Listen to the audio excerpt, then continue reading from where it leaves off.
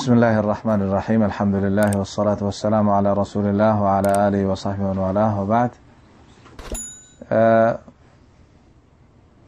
موضوعی که میخوایم به او اشاره کنیم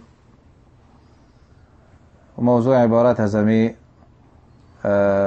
ابتلا و امتحان است که در این روزها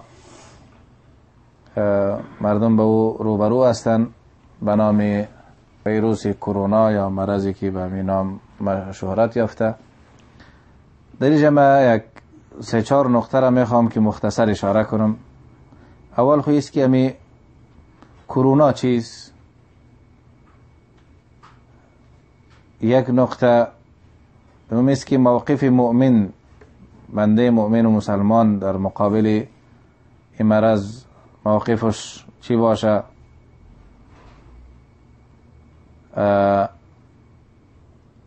و بعضی نصوصی که در این مورد وارد شده، رسول الله صلی الله علیه و سلم فرمودند که لا عدوا ولا طیره. این چی معنا داره با این اسباب و چیزهایی که یا با این حالاتی که فعلا در میان مؤمنین دیده میشه؟ اگر اسباب و یا احترازاتی که فعلا به خاطر جلوگیری از این استعمال میشه، شرعاً حکم از این چیز؟ و لا قدر الله اگر کسی از مؤمنین یا دوستایی را که میبینیم به این چیز مبتلا میشه، نصیحت ما به او چی باشه؟ و در اخیر راه های حلی یا راه های بیرون رفت از امی اشکالات چیست؟ این را باید ما شما بدانیم دوستای عزیز که کرونا هم مثل دیگر مخلوقات الله یکی از مخلوقات الله ذوالجلال است، ولی خردترین کوچکترین مخلوقی که نه تنهایی که به چشم مجرد دیده نمیشه، حتی که اگر امو حجمش تکبیر نشوه، کلان ساخته نشوه، با آسانی قابل دید نیست. او را از او حجم اصلیش نه 1 و 2 و 5 بلکه صدها و هزارها چند کلان میسازن تا یک او را ببینن که این میکروب چی بلاست. این قسم یک مخلوقی خرد و ناچیز است، ولی الله توسط امی مخلوقی خرد و ناچیز خودش، ببینین چی تغییری در دنیا ما و شما میبینیم. میدانهای هوایی همه متوقف، شرکت ها چیزی شرکت های صناعتی بود یا دیگر چیزهاست همه متعطل. کشورها را میبینی که میلیاردها بیلیاردها توانها را متحمل شدن، راه حلی در مقابلش پیدا نمیکنن، بلکه حتی دانشگاه ها، مدارس، جامعات همه متوقف، تمام مصالح مردم متعطل شد. چیز یک مخلوقی کوچکی که تا صد چند و صدها چند بزرگ نشوه اصلا قابل دید نیست، این قسم یک مخلوقی کوچک الله مسلط شده. پس این بیانگری ایست در ابتدا که انسانها با همه طاقتش، با همه قدرتش در مقابل حکم و فیصله الهی هیچ چیزیست. او امپراتوری ها و قدرت هایی که تا دیر و صدا میزنن که دیگر هیچ کسی نیست که مانع پیشرفت ما شه، ولی در مقابل از یا عاجز ماندن، همه راه بیرون رفتی هزیر آل پیدا نمیکنن. و ما یعلم جنود ربک الا هو. این لشکر الهی است که جز الله کسی دیگر نمیدونه. الله میفرما و ما هی الا ذکر للبشر، یک پند است به مردم. آیا ما از این پند نگیریم؟ آیا این انسان ها از این پند نگیرن که الله این قسم جنود مخفی داره که مقابله با او امکان پذیر نیست؟ ما ابابیل میخواندیم در سوره فیل که چه قسم قوت ابرهه را از بین برد، لیکن الله در این عصر تکنولوژی که چی دعواهای پیشرفتی مقابله مثلا با فلان و فلان، الله میگه یک ضعیفترین مخلوق، ناچیزترین مخلوق ما اگر مسلط کنم در مقابل چی کرده میتونه؟ هیچ. پس این یک مخلوق ناچیزی الله هست، به خاطر از اینکه این انسان ها پند بگیرن به او خاطر این مسلط شده. و این هم انسان همیشه گفته نمیتونه که صرف این عذاب باشه. گاهی این عذاب است در حق کسی اگر عذاب باشه و در حق بعضی دیگری امی عذاب در حق یک تعدادی از مؤمنین رحمت الله قرار گرفته میتونه که پس آن حدیث در این مورد میخوانیم انشاءالله. و الله جل شانه با واسطه قسم چیزها گاهی انسانها را مورد امتحان و ابتلا قرار میده. ولنبلونكم بشيء من الخوف والجوع ونقص من الاموال والانفس والثمرات وبشر الصابرين. امتحانات است، ابتلاعات است. الله جل شانه مؤمنین مورد ابتلا قرار میده و در مقابل هر ابتلا الله از انسان مؤمن چیزی که میخواه و چیز که آیا در مقابل ابتلا و امتحان صبر میکنه یا نمیکنه. و این ابتلا و قسم آزمون ها اگر کروناست یا به امثال از این دیگر قسم چیزها که میه، یکی خود سبب ظاهری داره، اسباب صحی که ما شما میبینیم، مثلا از عدم اجتناب از کثافتی ها، از پلیدی ها و چتلی ها، این قسم چیزها ایجاد شد. مثل که مرکزی از این مرکزش چین بود، چین که مرکز الحاد، مرکز کفر، مرکز شرکیات، مرکز انواع پلیدی ها که از موش و از تمام چیزهای خبیث و پلید گرفته، تمام این چیزها را اینا میخوردن. دورترین عاداتی که با دین اسلام در مغایرت است در اوجه وجود داشت. الله جل شانه این مرض از اموجه، سرچشمه این مرض از اموجه چی گرفت؟ در اوجه که فساد، فحشا به اوج خود رسیده. خو یک سبب ظاهریش خو یعنی قسم چیزهایی است، اسباب صحی که گفته میشه. و یکی سبب شرعی است که انسان در آیات و در احادیث میخوانه که سبب ظهور امی قسم چیزها یا انتشار امی قسم چیزها چیز الله جل شانه در سبب ظاهری شرعی از این چیزها اشاره میکنه که ظهر الفساد فی البر والبحر بما کسبت ایدی الناس. سببش اینمی اعمال بدی خود انسان هاست، گناه هایی که از انسان ها سر میزنه.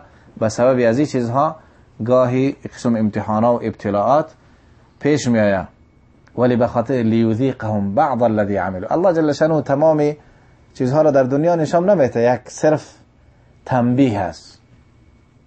ولنذیقنهم من العذاب الادنى دون العذاب الاکبر لعلهم یرجعون. این قسم عذابها، این قسم ابتلاعات در حقیقت درس است به خاطر از اینکه پس بگرد به سوی الله، پس بگرد کدام طرف روان هستی. الله میفرماید که ولنذیقنهم من العذاب الادنى، یعنی عذابی کمی برشان میچشانه الله به خاطر چی؟ عذاب بزرگ خماندگی است. لعلهم یرجعون، به خاطر است که پس بگرده به سوی الله.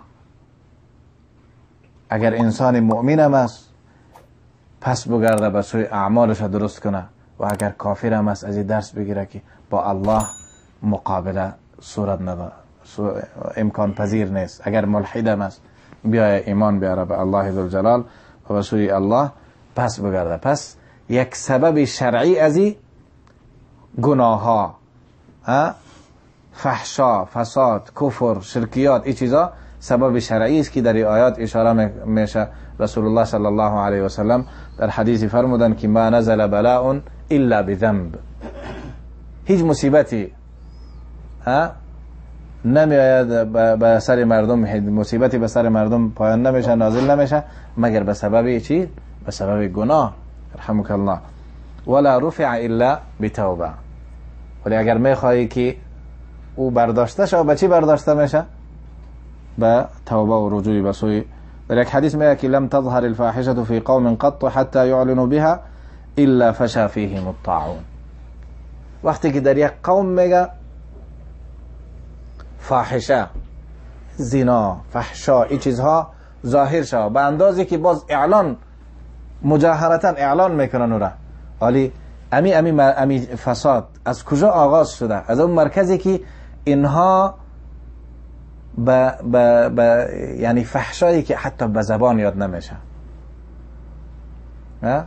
زواج المثلیات، هم جنسگرایی که میگن، به قانون میسازن، حتی کسی که خلافی از او حرف بزنه او را مجرم میپندارن، بر علیه از او قوانین وضع میکنن. به این انداز فحشا زیاد که این را خود قانونی میسازن، قانون میسازن، اجازه نمیتن به کسی که بر علیه از این اعتراض کنه. تو چرا هم جنسگرایی را مورد اعتراض قرار میدی؟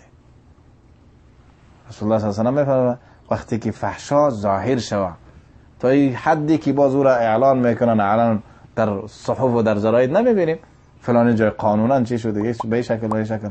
الله میگه الا ظهر فیه، رسول الله صلی الله علیه و سلم میفرماید الا ظهر فیهم الطاعون، باز طاعون در میانشان پیدا میشه دیگه. ولی موقف مؤمن، موقف مسلمان چیست در مقابل این قسم امراض؟ مؤمن و مسلمان قبل از همه یکی از ارکان ایمانش که به او ایمان آورده ایمان به قضا و قدر است. مؤمن به ایمان داره که هر آن چیزی که صورت میگیره به فیصله الله صورت میگیره، بدون تقدیر هیچ چیزی صورت نمیگیره. قل لن یصیبنا الا ما كتب الله لنا، و که جز آن چیزی که الله به سر ما نوشته چیز دیگری به ما نمیرسه. وما اصاب من مصیبه فی الارض ولا فی انفسکم ما اصاب من مصیبه فی الارض ولا فی انفسکم الا فی کتاب من قبل ان نبرأها.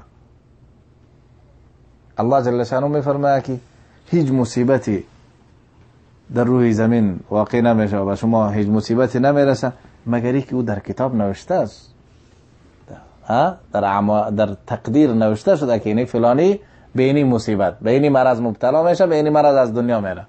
من قبل ان نبرأها، الله میگه قبل از اینکه او را خلق کنیم بیافرینیم، قبل از این او نوشته است این چیز. انسان مؤمن به همه این چیزها ایمان داره که جز او چیزی که به تقدیر ما نوشته است، جز او هیچ چیزی به ما نمیرسه. مرگ ما، مریضی ما، با کدام مرض میرم، چی وقت مرگم نوشته است، نه از او پیش میسم نه از او.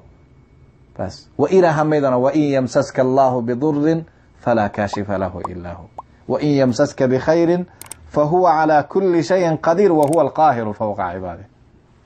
الله میگه اگر الله تکلیفی را، اذیتی را به سر تو فیصله کرده باشه و برسانه، هیچ کسی دیگه او را دور کرده نمیتونه. اگر باز تمام وسایل هم چی کنی که ولا دیسکشا را بسته کو، مچم کمامات بسته کو و وسایل چی و چنان، این یمسسک الله بضر فلا کاشف له، کسی دور کرده نمیتونه. و اگر الله خیر را هم فیصله کرده باشه باز کسی دیگه او خیر هم از تو او طرف کرده نمیتونه. این مطالب در ذهن مؤمن در این چیزها است و حدیث رسول الله صلی الله علیه و سلم باید مؤمن همیشه باید داشته باشه که رسول الله صلی الله علیه و سلم وقتی که نصیحت میکردن عبدالله ابن عباس در آخر حدیث گفتن که لو اجتمعت الامه، خب متوجه باشه این حدیث در قسم حالات بسیار میگه لو اجتمعت الامه على ان ينفعوك بشيء لن ينفعوك الا بشيء قد كتبه الله لك. اگر همه امت، نگفته یک دکتر دو دکتر، اگر همه امت جمع شود به یکی یک چیزی، یک خیری را برات برسانه، مثلا مریض شده بخوان تو جور شوی، یا مثلا امی به تو رسیدنی باشه امی مصیبت یا امی مرض لا قدر الله امی برات نرسه، میگه لن ينفعوك الا بشيء قد كتبه الله لك، جز امو چیزی که الله برات نوشته کرده بغیر از او چیزی بیشتر برات رسانده نمیتونه. کل امت بله میگه ولو اجتمعوا على ان يضروك بشيء لن يضروك الا بشيء قد كتبه الله عليك رفعت الاقلام وجفت الصحف. سبحان الله. اگر کل امت هم جمع شود ضرری برات برسانه هیچ چیزی برات رسانده نمیتونه. خلاص قلمی که تقدیر نوشته میکرد برداشته شده، خلاص اون نوشته شده دیگه، چیزی در او نوشته، تقدیر نوشته شده، فیصله تکمیل شده، معنی چیز. پس انسان مؤمن موقفش است که به ایمان داره که بدون فیصله و بدون تقدیر الهی هیچ چیز صورت نمیگیره. حالی سوال اینجاست که پس ایمان به قضا و قدر الهی یا ایمان به ای که بدون فیصله الهی هیچ چیزی به من نمیرسه، این منافی عزیز که ما اسباب استعمال کنم، ما یا مثلا پلان های احترازی که گرفته میشه که مثلا اینی کار باید صورت نگیره، اینی چیز استعمال کنین چنین، این مسئله ایمان به قضا و قدر با این چیزها منافات داره؟ نه خیر.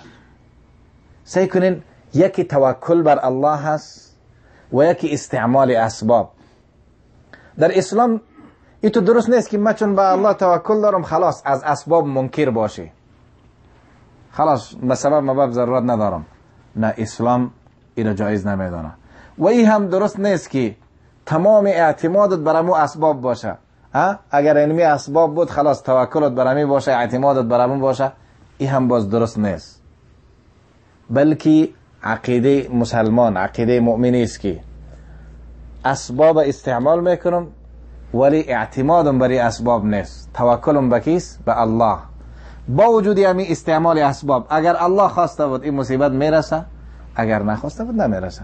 ولی اسلام مرا امر به این کرده که باید اسباب استعمال کنم. اسلام مرا به چی امر کرده؟ که باید همین اسباب استعمال کنم.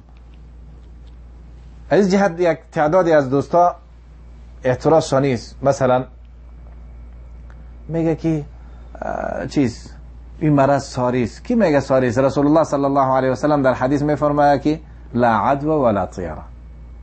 عدوا چی را میگه؟ یعنی سرایت این حقیقت نداره که مرض سرایت میکنه و بدشومی و بدفعالی نیست در اسلام. پس این حدیث خیلی چی معنا داره؟ سعی کنین این حدیث معنایش ایتو نیست که لا عدوا مطلق سرایت حدیث نفی کرده باشه. مطلق سرایت حدیث نفی نکرده. این حدیث در رد امو عقاید باطله مشرکین بود که اونا به یه عقیده بودن که گویا امی مرض خودش مؤثر حقیقی است. وقتی که درجه چی بود خلاص دیگر هم میگیره. الله نفی کرد، رسول الله صلی الله علیه و سلم نفی کرد، گفت نه این چیز نیست.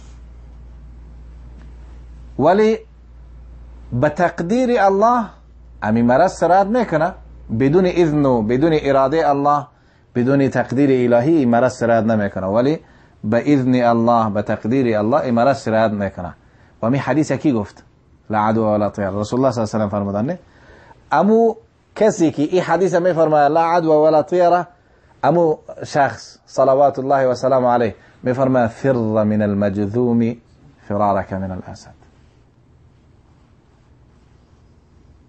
تو از این شخصی که مبتلاست از این میگه تو فرار کن، دور بگریز، مثل که از اسد از شیر چه قسم دور میگریز، از این به می شکل از این دور بگریز. میگه لا عدوا ایره، میگه از این دور بگریز.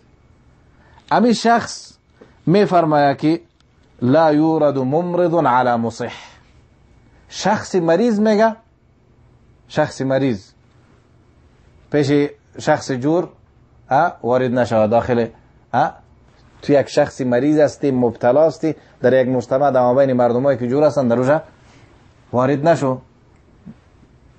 کل گمی یا امی شخص رسول الله صلی الله علیه و سلم که در اینجا میگه لا عدوا ولا طیره، رسول الله صلی الله علیه و سلم در حدیث دیگه میفرماید که اذا سمعتم الطاعون بارض فلا تدخلوها. وقتی شنیدین که طاعون در فلانی در یک جای طاعون است، امی قسم وبایی که همه جا، فلا تدخلوها، هرگز دوجه داخل نشوین.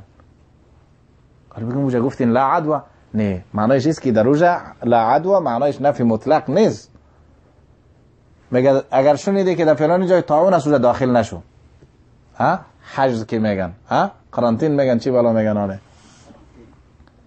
فلا تدخلوها، داخل نشوین. این آلی نیست که آلی ایجاد شده. نه، رسول الله صلی الله علیه و سلم چون امتشان دوست داشتن، محبت داشتن، سعی کن تمام این وسایل احترازی را بیان نمودن. و باز گفتن و اذا وقع بارض وانتم فيها فلا تخرجوا منها. و در سرزمینی بود وارد شد و شما در اونجا بودین، از اونجا نبراین، همونجا بودید، همونجا بشی، از اونجا رفته با دیگه مردم تید نکو، همونجا باید باش. حدیث متفق علیه است، حدیث بخاری و مسلم. این سخن رسول الله صلی الله علیه و سلم است. پس گفتیم موقف مؤمن و مسلمان است. اول عقیده کامل و مکملش به قضا و قدر است که اگر خواست الله نباشه هیچ چیزی به من نمیرسه. ولی استعمال اسباب به خاطر چی؟ که رسول الله صلی الله علیه و سلم در اینجا امر میکنه که تو اسباب استعمال کو. پس استعمال امی قسم وسایل و اسباب یا امی اجراءات احترازی که گرفته میشه در فلانی جای، مثلا اینی حالت من نشوه یا اینی حالت من نشوه، امی احترازاتی که گرفته میشه ای در حقیقت سنت نبوی است. عمر ابن خطاب رضی الله عنه وقتی که به طرف شام میرفتن، به سرزمین شام، یک طاعونی که در وقتش آمد مشهور از بسیار یک چیزی خطرناک، اما تقریبا بیشتر از 30,000 نفر تلف شدن، از جمله بسیار صحابیای جلیل القدر، ابو عبیده رضی الله عنه، بلال رضی الله عنه، معاذ بن جبل رضی الله عنه، بسیار صحابی جلیل القدر، شرحبیل رضی الله عنه، ابو الاسود الدؤلی، بسیار صحابی جلیل القدر. 30,000 نفر تلف شدند در وبا، 30,000 نفر. عمر ابن خطاب رضی الله عنه هم با جیشی که از مهاجرین و انصار را میخواستن به اون طرف برن که قریب شده بودن که برشان پیام رسید. چی کنم؟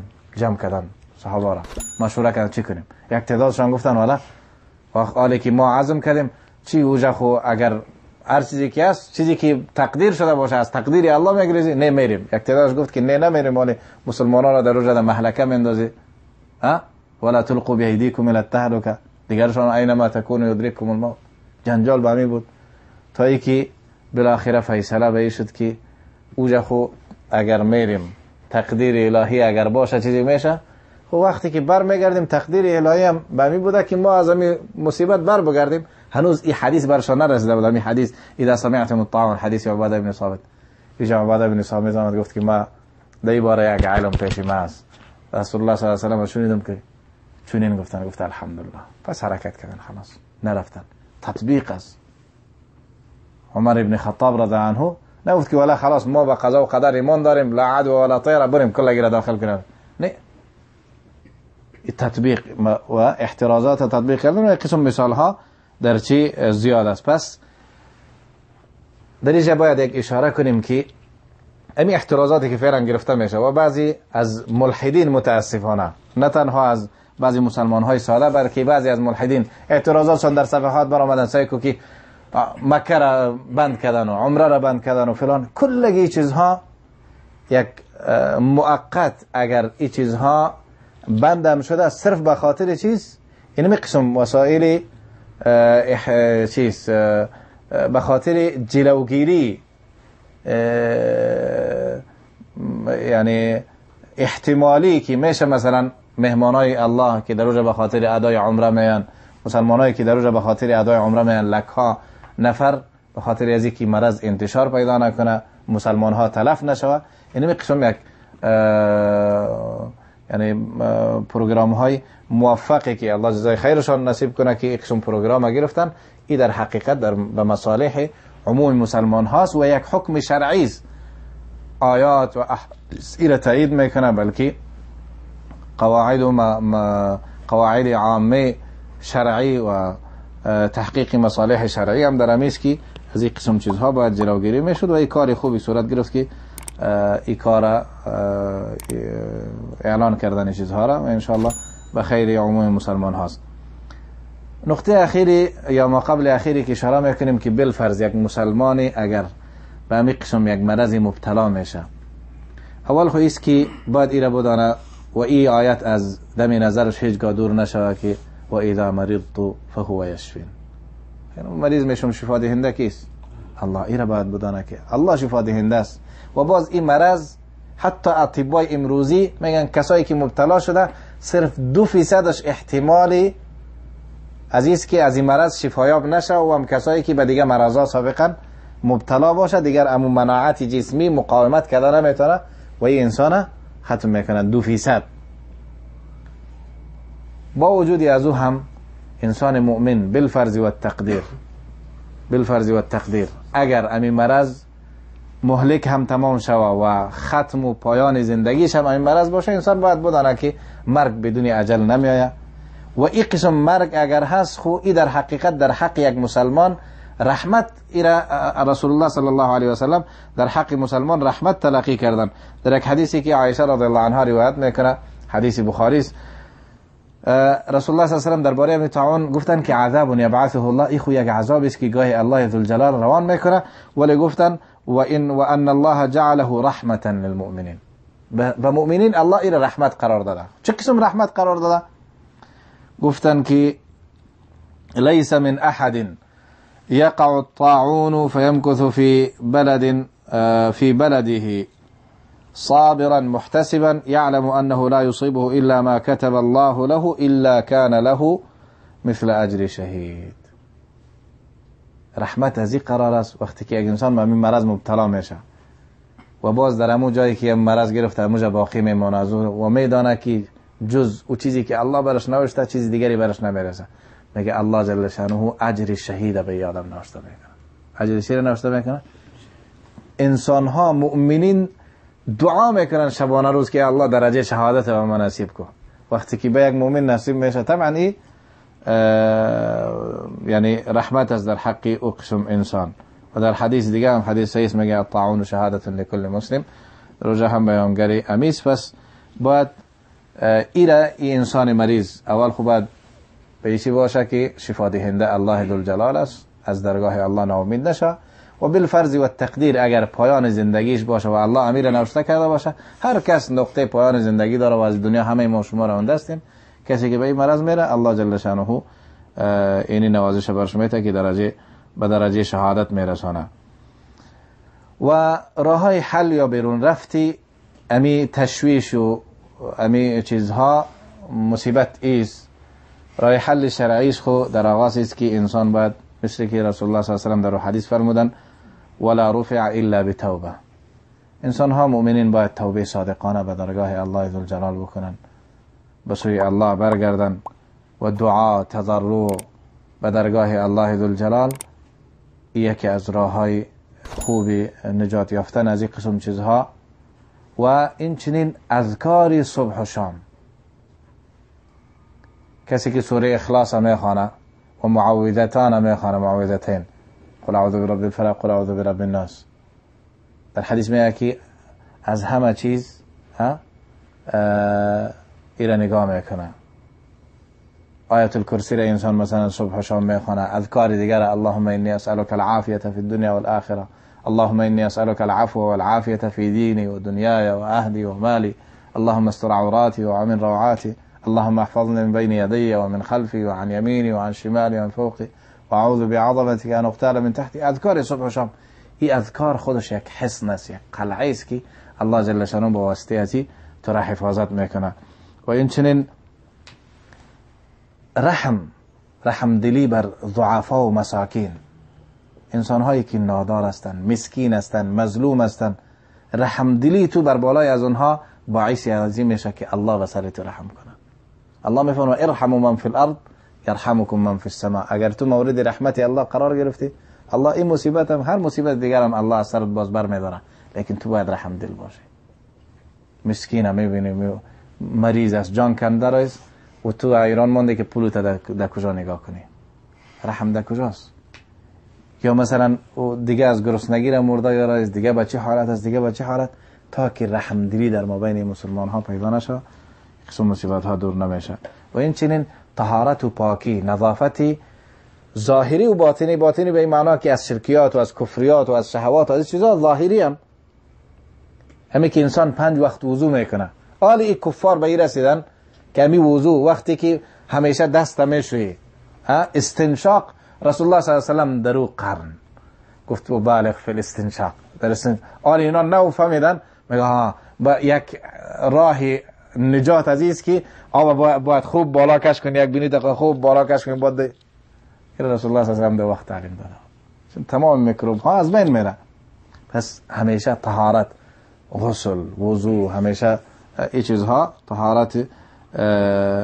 و این چنین دیگه اسباب وقایی که با توکل به الله ذوالجلال، اسباب وقایی که چی میشه این چیزها را انسان استعمال کنه. و یک چیز باید متوجه شویم، گاهی خواسته و ناخواسته نشریات به جای زیاد میشه. میگه در اخبارات ذکر نمیشه ولی در اینجا مثلا حالات شاید از 200 و از 500 بیشتر باشه و در اخبارات ذکر نمیشه. تو از کجا کدی گپه؟ یکی خود رسول الله صلی الله علیه و سلم کفى بالمرء کذبا ان يحدث بكل ما سمع. هر چیزی را که از احمد و محمود شنیده خلاص فلانی واتساپ فلانی چیز او را نشر کنی خودش دروغ است. دیگه ایست که در اسلام این نیست که هر او چیزی را که حتی ولو بدانی رفتی در فلانی شفاخانه دیدی که 40 نفر خدا ناخواسته هموجه است، شرط نیست که ما دانستم خامخا باید را به مردم برسانم. امو رساندن تو میشه یک مریضی است که به او انداز روحیه را هنوز از دید نداده، میگه کسی نیست یک نفر بود و خلاص. وقتی تو میگی والا 40 نفر دیگر هم فورا دل میپرده. ها از بین میره یک قصه چیز یعنی قصه تمثیلی جور کردن طاعون به کدام شهری روان بوده و چی میکنه گفته که الله فیصله کرده 10,000 نفر از جا و روحش ما قبض میکنم. میگه در بازگشت که میبینه گفته که دیگه خب 50,000 نفر از بین رفت و 40,000 دیگهش دل انداخته رفت از بین. یعنی تو باعثی از این نشو که تو در میان مؤمنین دیگه هم یک رعب و خوف و چیزها را نشر کنی. خودش موضوع درست نیست. الله جل شانه ما و شما را و همه متعلقین و همه مسلمان ها را الله ذوالجلال از این مرض کسانی که عام مبتلا هستند الله شفا بده و کسانی که الله ذوالجلال تا به امروز نگه داشته الله نگه بداره و این مرض از سر همه الله ذوالجلال به فضل و کرمش برداره. والله